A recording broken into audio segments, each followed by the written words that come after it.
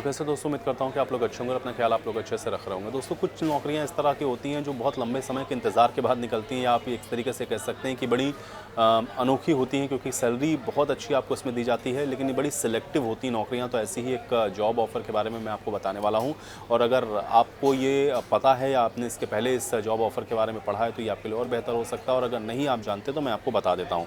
दरअसल ASRB की तरफ से आपको बता दूँ कि जो रिक्रूटमेंट ड्राइव है 2023 की, वो शुरू हो चुकी है, और ऐसे अभ्यर्थी जो फिलहाल नौकरी की तलाश कर रहे हैं उनके लिए एग्रीकल्चर साइंटिस्ट रिक्रूटमेंट बोर्ड ने कई पद ऐसी हैं जो कि वैकेंसीज इनके लिए ओपन कर दी हैं। टोटल अगर आप देखेंगे तो लगभग 368 पद हैं जिनके लिए जो ऑनलाइन आवेदन है वो आमंत्रित कर लिए गए हैं।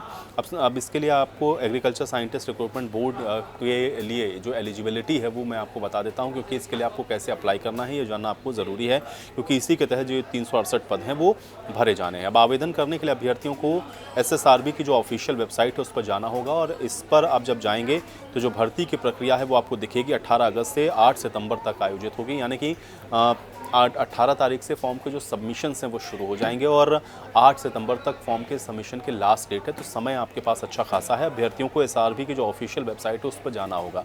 अब ऑफिशियल वेबसाइट आप इनकी कैसे चेक करेंगे मैं आपको बता देता हूं, क्योंकि यहाँ पर आपको उनका डिटेल नोटिफिकेशन मिलने वाला है। अब इनकी जो ऑफिशियल वेबसाइट है वो है asrb.org.in, और इस पर जाकर के आप इनका जो ऑफिशियल नोटिफिकेशन है वो चेक कर सकते हैं। 8 सितंबर 2023 तक मैंने आपको बता दिया कि इसके लिए जो नोटिफिकेशन है वो आपको देना है। और पद पर जो सीनियर साइंटिस्ट हैं और प्रिंसिपल साइंटिस्ट हैं इनके लिए 80 पद हैं। सीनियर साइंटिस्ट के 288 पद इसमें शामिल हैं, और इस तरीके से आप अगर देखेंगे तो ये जो वैकेंसीज़ हैं वो लगभग 368 के आसपास हो जाती हैं, यानी कि 368 ये जो वैकेंसीज़ हैं वो हो जाती हैं।